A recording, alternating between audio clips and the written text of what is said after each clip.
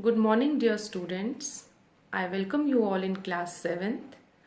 I am Pooja Dhar. I am your social science teacher. I am going to teach you history and we will start with chapter number 1 of history. Our first chapter is traces changes through 1000 years.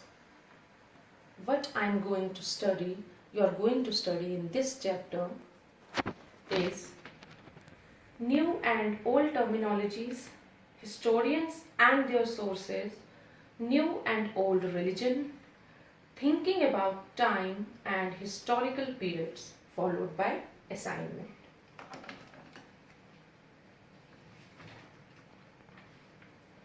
I am going to teach you the changes which occur before 1000 years or the changes which occur between 1750 AD to 1750 AD.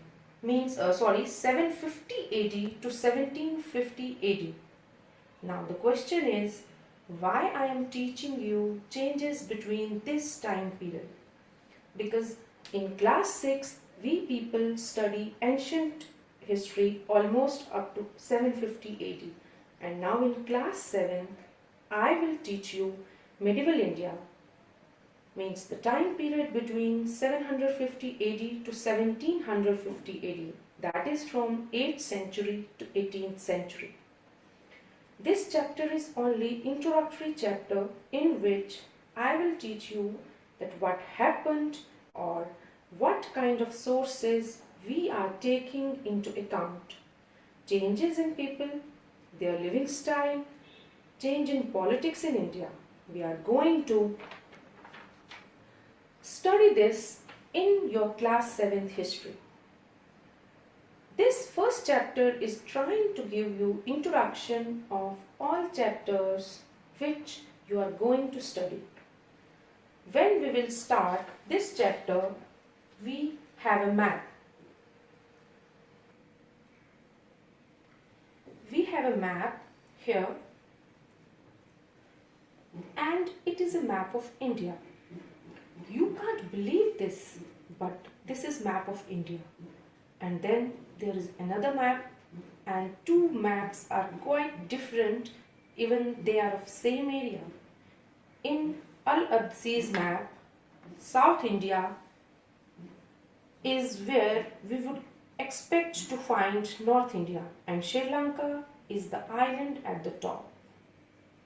This map was made by Arab geographer Al-Absis in 1154 AD, whereas other map was made in 1720 AD by French cartographer. The second map seems more familiar to us. The coastal areas in particular are surprising detailed. So the thing is that why map 1 made by Al-Absis was made in 1152. At that time they don't have much information about the area or the technique of making the map. Or maybe he was making this map from north side. Whereas if we talk about another map, this was made nearly after 600 years, and in the span of 600 years there was lot of changes in techniques which were used in making maps, and people were also aware of the area and location of this place now. Equally important is the fact that the science of cartography differed in the two periods. When historians read documents, maps and text from the past, they have to be sensitive to the different historical backgrounds, the context in which information about the past was produced. Now, this is the map of our country, actual map of our country in 21st century, and see how it is different from what we were discussing earlier. Now our next topic is new and old terminologies. If the context in which information is produced changes with time, what about language and meanings? Historical records exist in a variety of languages which have changed considerably over years. Medieval Persian, for example, is different from modern Persian. The difference is not just with regard to grammar and the vocabulary, the meanings of the words also change over time. Take an example of Hindustan, for example. Today, we understand it as India, the modern nation state. When the term was used in 13th century by Miraj Siraj, a councillor who wrote in Persian, he meant the areas of Punjab, Haryana and the lands between Ganga and Yamuna. He used the term in a political sense for lands that were a part of dominance of Delhi Sultan. The areas included in this term shifted with the extent of Sultanate, but the term never included South India. By contrast, in early 16th century, Babur used Hindustan to describe geography, fauna and the culture of the inhabitants of the subcontinent. In a similar way, 14th century poet Amir Khusru used the word Hind, while the idea of geographical and cultural entity like India did not exist. The term Hindustan did not carry the political and the national meanings which associate with it today. Historians today have to be careful about the terms they use because they meant different things in the past. For example,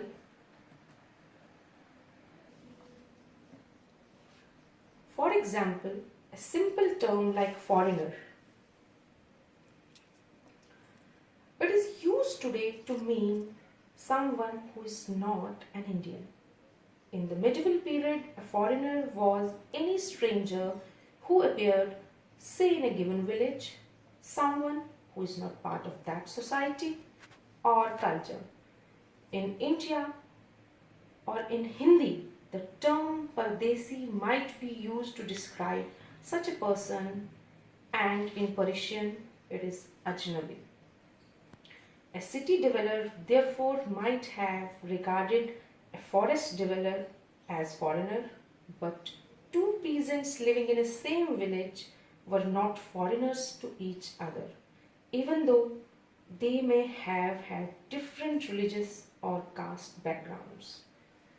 Our next topic is historians and their sources.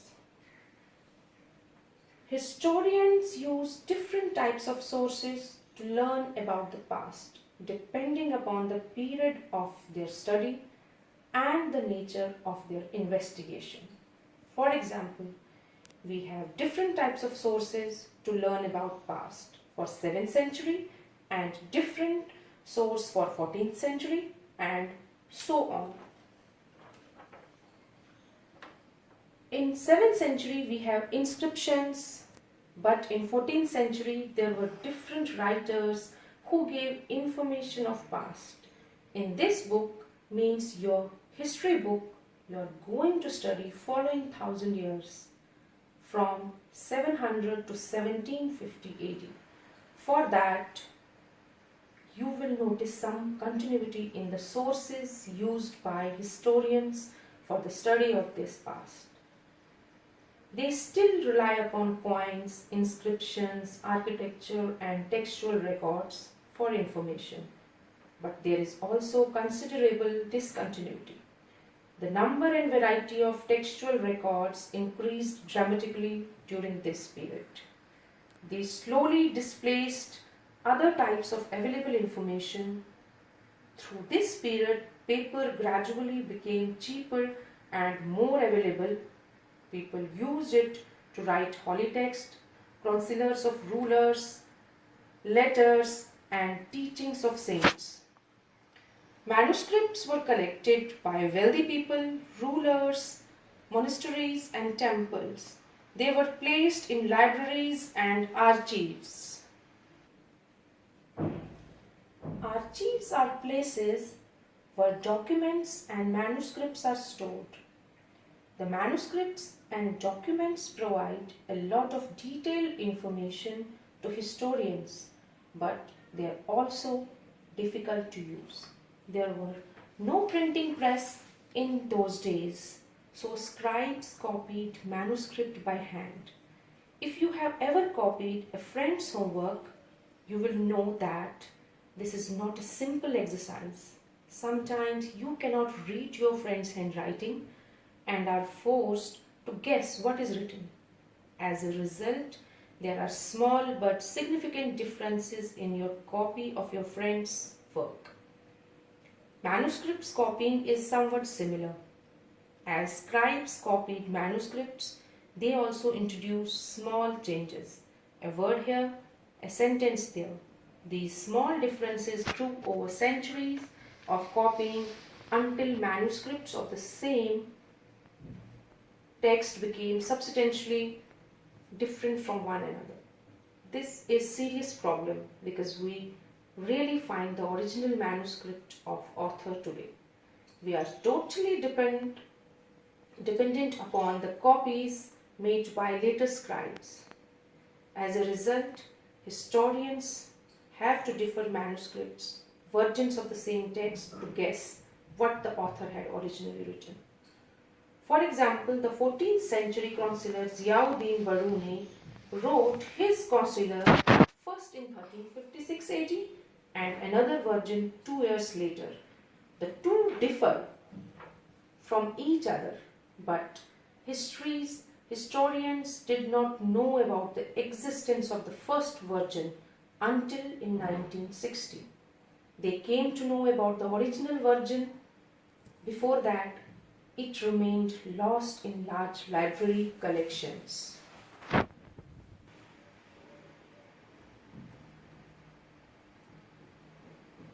Now our next topic is Old and New Religion. The 1,000 years of history that we are exploring witnessed major developments in religious traditions. It was during this period that important changes occur in what we call Hinduism today. These included worship of new deities, the construction of temples by royalty, and growing importance of Brahmins, the priests, as a dominant group of society. Their knowledge of Sanskrit texts earned the Brahmins a lot of respect in society, because all our religious books like Purans, Upanishads and rituals were in Sanskrit, and Brahmins were well versed in Sanskrit language. That's why they started taking a dominant or high position in the society. Their dominant position was consolidated by the support of their patrons, means new rulers searching for prestige. Let me clear one thing, that before 7th century there was no division of caste in our society. One of the major development changes of this period was emergence of the idea of bhakti, of a loving personal deity that devotees could reach without the aid of priests and elaborate rituals. This means to say that suppose I like Mata Rani and like to worship Mata Rani, and the other person, maybe my friend, is devotee of Lord Krishna and other is of Lord Shiva, and so on. This was also the period when new religion appeared in the subcontinent. Merchants and migrants first brought the teaching of Holy Quran to India in 7th century. Before that, there were no Muslims in this subcontinent. Muslims regard Quran as their holy book and accept the sovereignty of one God, Allah, whose love and mercy and bounty embrace all who believe in him, without regard to his social background. Many rulers were patrons of Islam and the ulema. Like Hinduism, Islam was interpreted in variety of ways by its followers. These were Shia Muslims.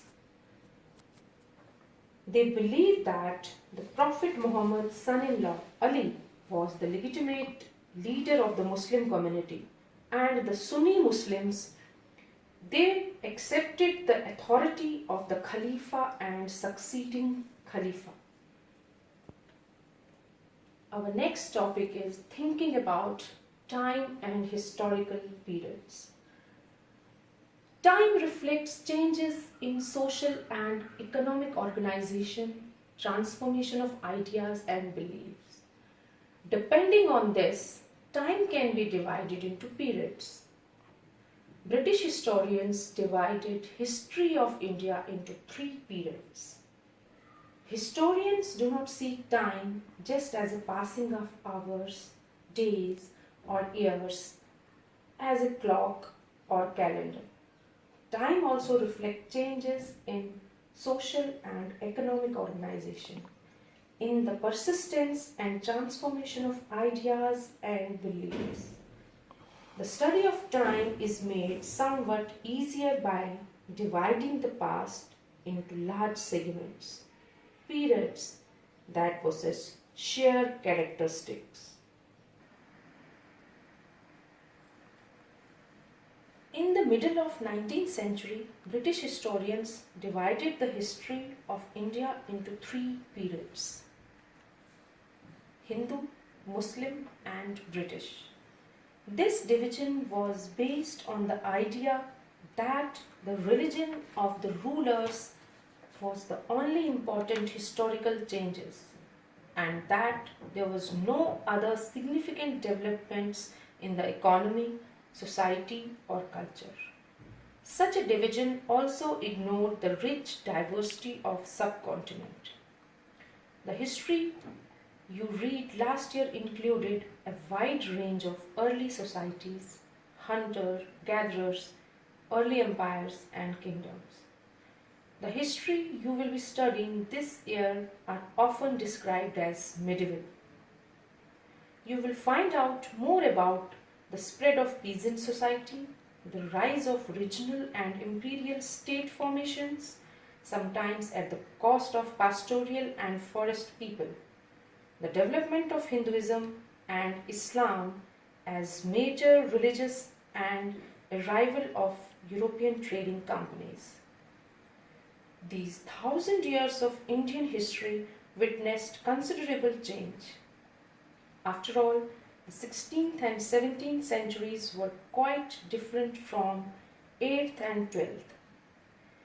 Now, medieval period is often contrasted with modern period. Modernity carries with it a sense of material progress and intellectual advancement.